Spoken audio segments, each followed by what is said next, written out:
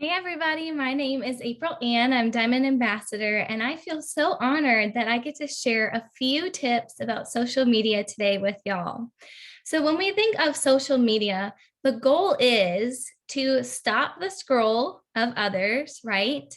To get to know and connect with similar people and to solve problems for people, whether that be through their health, their finances, or both. So the first thing you're going to need to know is who are you personally looking to attract? So for me, my target audience is mamas, because it's really easy for me to connect with mamas. They're military typically. My husband is in the military. They like to work, right? They have grit, they're hardworking, and oftentimes they're Jesus lovers. So, y'all, what we're looking to do is to attract and repel people. We're not looking to talk to every single person in our network. So it really doesn't matter where you start with social media. For me, y'all, when I got started with Plexus, I had less than 200 friends. I had just purged them all. I was like, this is pointless. I don't need social media. I don't need people in my business. But what I found, y'all, is that I did need people and people needed me, right?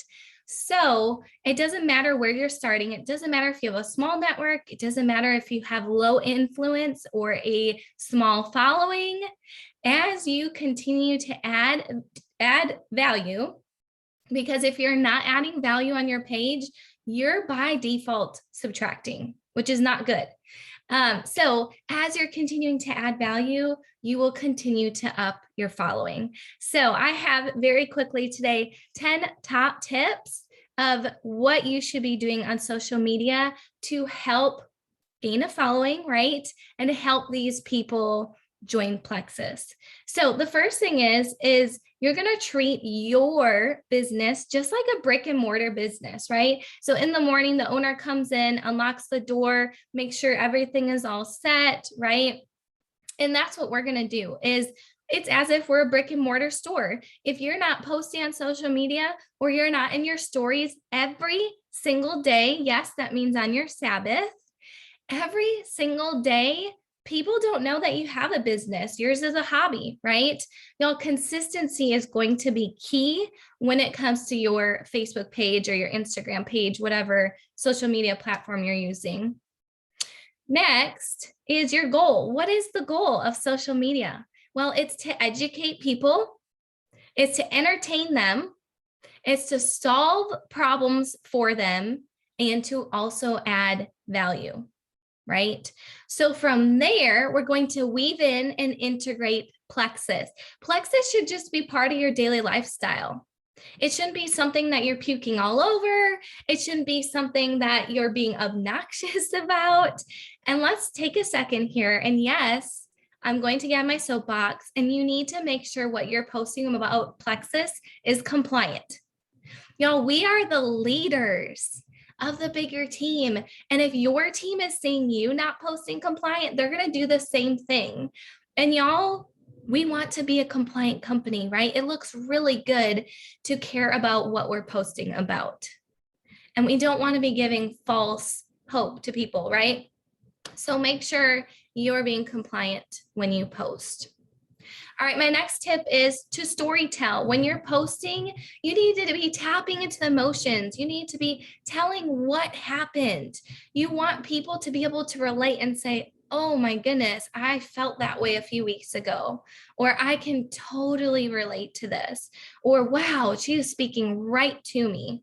Oftentimes when I'm writing posts and I'm storytelling, I'm thinking about one person in my network, usually it's a dream teamer, who she's going to be able to relate to this post. If she sees it, she's going to be like, oh my goodness, it's as if she's writing it to me. We're not looking to write to hundreds and thousands of people. Think about one person per post that you want to make sure they can connect with, right? All right, next tip is be authentic to yourself. Don't be like your sideline. Don't be like your upline. Don't be like your hubby or your best friend.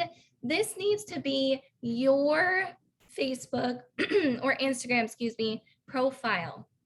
So when they're meeting you in person, they're not saying, oh, she's so different. than her Facebook profile, or she's so different than what she talks about on her Facebook page, because maybe y'all are doing copying and pasting, right? So we've got to stop the copying and pasting and know that we can be authentic to ourselves. And a lot of times, what that means is picking out 3 things, y'all, that you could talk about for the rest of your life. And that's what you need to talk about on your Facebook page. So for me, it's recipes. I am gluten-free by choice and dairy-free by choice. And it's been a fun ride, y'all. And so a lot of people are following me because they know she's going to post at least a minimum of a recipe a week. That's easy for mamas who are busy. Okay. So one of mine is recipes. One of mine is talking about my boys. So integrating what we're working on, currently potty training the 2-year-old, right? And then the last thing is my business, right? Plexus is incorporated. So you may have 3 or 4 things, but what you don't want to be doing is having people all over the place. Like one day you're talking about recipes and the next day you're talking about working out. And then you're talking about the sale you found at Ulta, right? You want to make sure that your Facebook page or Instagram page, when you post something, they're going to already know, oh, she's talking about probably one of these 3 or 4 areas. I think too, this would be a good time to say, if you are negative on your Facebook page, or you're often talking about political things or very controversial topics, you'll want to be careful with that, right? Because oftentimes, at least for me, when people do that, I just keep scrolling. To me, there's enough chaos in this world, there's enough noise in this world that I'm going to be attracted to the person who is positive, who puts something out that I'm going to relate with, right? So just a side note there. The next thing is make sure you're showcasing yourself. So we need some pretty crisp, clear pictures of yourself, and then go ahead and pick a preset so all of your photos are uniform. Again, it's all about consistency when it comes to your social media. All right, another tip I have is it's not enough to just add value and to show up consistently and to have beautiful pictures and to be in your stories. It's not enough. Facebook and Instagram is noisy, it's busy, life is chaotic. So you yourself have to go and engage. And when I say engage, I'm not saying, oh my gosh, cute picture. Oh, super cute dress. Oh, happy Monday, friend, right? No. It's these really good thought-provoking questions that's going to create some conversation. And oftentimes, if we're going back and forth a couple times on her wall, I'm going to pop in her inbox and say, oh my gosh, I'm loving this conversation. And continue the conversation, right? You have to choose to get engagement on your wall. So that's how much you personally are engaging with others. You personally are adding to others. You can't sit back and just want, right? And ask for things. It's you getting out and doing and giving back to others. And maybe it's dropping a recipe on their page, or maybe it's a Bible verse that made you think of them today. Or maybe as you're watching people's pages, y'all, you're going to know how you can solve their problems, right? It's not always just Plexus, health, and finances. There's usually other problems that we as leaders can solve for others. If you feel like you have nothing to offer others, you're sitting there like, I don't have anything, then that tells me, first of all, it's a huge red flag, leaders. Second of all, that tells me you're not adding value to yourself.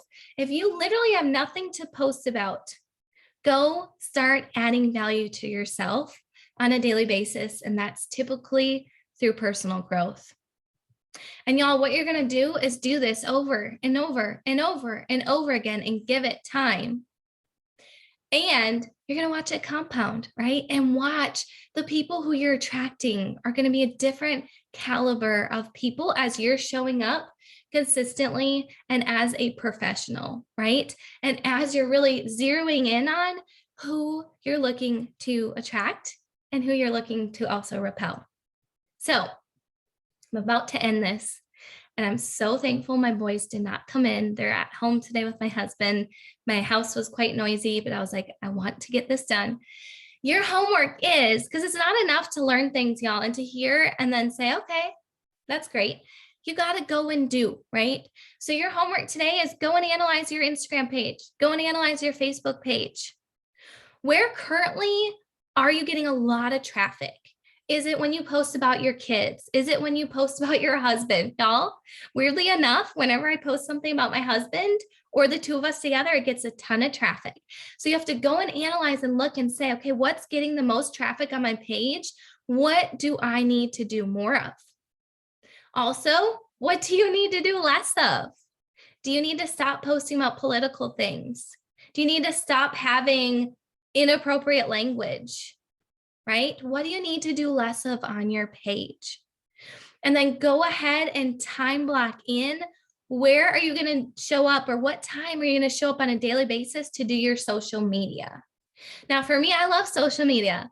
I do it all day, every day, right? But there's other areas of my business that has to be worked. And so I have to time block in that social media so I don't end up doing it all day, every day. And some of y'all, you're on the opposite side of the spectrum, right? You're saying, I can't stand social media. So you, my friend, need to go time block it in. So you do have the chance to spend time there, to really vamp it up, to add value to others, and to watch and see how it's going to attract a following. Oftentimes, y'all, when it comes to people joining me, they're in my inbox. I'm doing the work, right? And I'm continuing to send new messages and follow up. But it is very often where they're saying, I saw that post the other day. Tell me more. Right? Or it's not always Plexus related. It's, hey, I saw that recipe the other day. How was it? Did your boys like it? I know they're picky eaters. People feel like they know me just from my social media, and that is a really good thing, right?